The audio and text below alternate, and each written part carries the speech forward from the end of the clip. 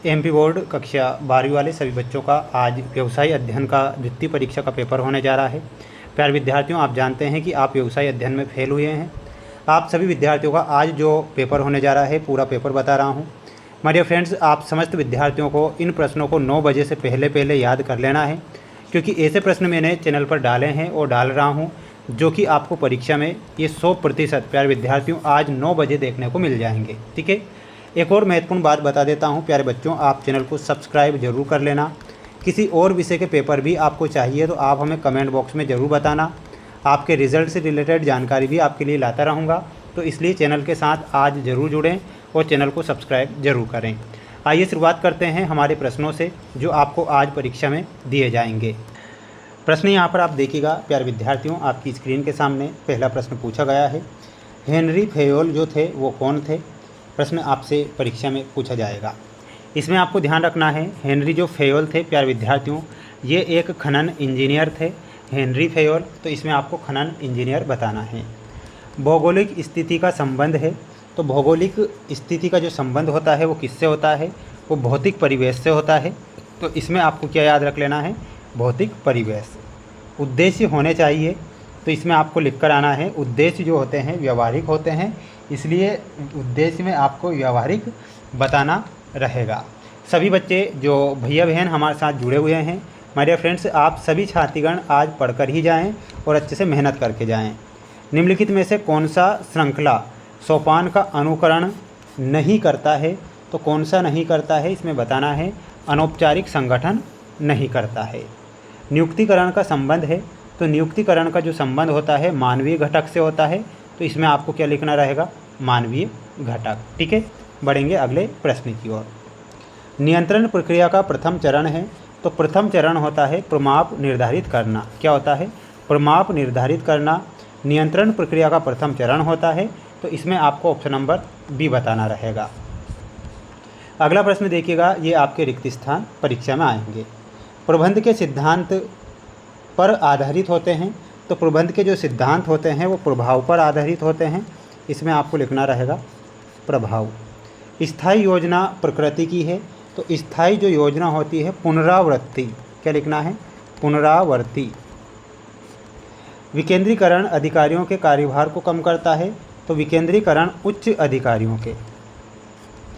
शिक्षण संस्थाओं में की जाने वाली भर्ती को क्या कहते हैं? तो उसे बोला जाता है बाह्य स्रोत। क्या बोला जाता है? बाह्य स्रोत उसे बोला जाता है। नियंत्रण को रोकने में सहायक सिद्ध होता है, तो इसमें आपको लिखना है विचलन, है ना? नियंत्रण विचलन को रोकने में। वित्तीय प्रबंध वस्तुतः प्रबंध का एक भाग है, तो वस्तुतः सामान्य प्रबंध का, तो इसमें आपको सामान्य लिखना है। ठीक है, तो ये आपके रिक्त स्थान यहाँ कंप्लीट हुए। प्यारे विद्यार्थियों, सुबह सुबह आपके लिए वीडियो बना रहा हूँ, इसलिए बना रहा हूँ ताकि आप परीक्षा देकर आएँ तो अच्छे नंबर आएँ, है ना? पूंजी संरचना में कार्यशील पूंजी को सम्मिलित किया जाता है, तो ये आपको क्या लिखना है माय डियर फ्रेंड्स? असत्य लिखना है। स्थायी संपत्तियों की व्यवस्था दीर्घकालीन कोषों से की जाती है, ये सत्य होगा। नियंत्रण प्रबंध के सभी स्तरों पर लागू होता है, ये भी सत्य है। कार्य पर प्रशिक्षण संस्थान के पर्यवेक्षक या वरिष्ठ कर्मचारियों द्वारा दिया जाता है, ये सत्य है। विपणन प्रबंध ग्राहक उन्मुखी होता है, ये सत्य है।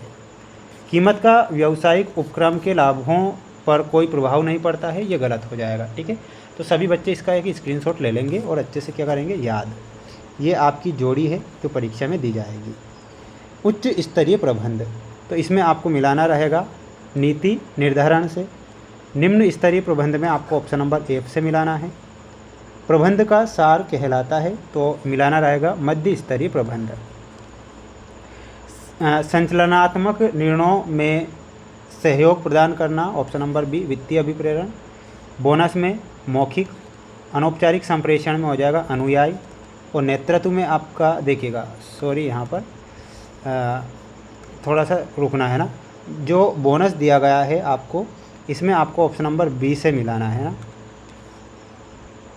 बोनस में ऑप्शन नंबर बी से और फोर्थ में मिलाना रहेगा ऑप्शन नंबर जी से। ठीक है, ये हटाना है और इसमें ऑप्शन नंबर एफ सही होगा। थोड़ा सा देखना है ना, थोड़ा सा कन्फ्यूज़न वाला क्वेश्चन है।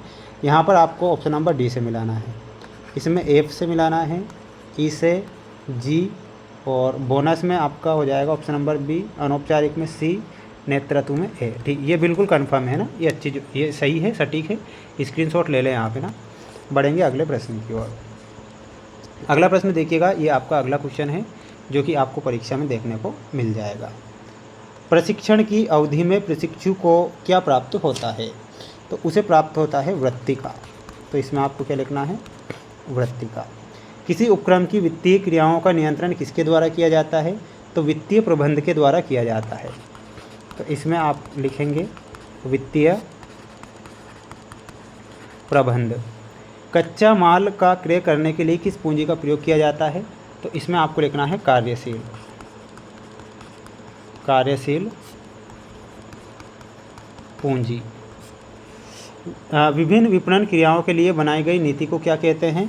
तो उसे विपणन सम्मिश्र कहा जाता है। क्या बोला जाता है? यहाँ पर लिखना है विपणन सम्मिश्र। ठीक है।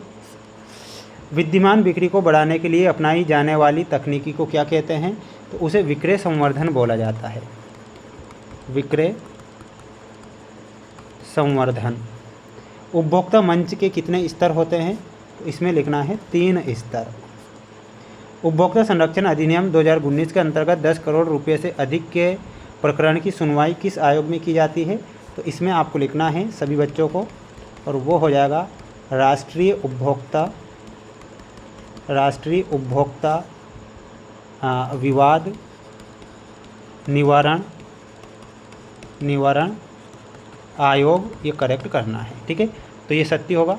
सभी बच्चे चैनल को सब्सक्राइब जरूर करें। प्यारे बच्चों, एक और बात बता देता हूँ, मेरे द्वारा आपको जो प्रश्न बताए गए हैं वो आईएमपी के तौर पर बताए गए हैं, इसलिए आप आईएमपी क्वेश्चन पढ़कर जाएं, अपनी मेहनत सेल्फ स्टडी करें, जिससे कि आप परीक्षा में पास हो सकें।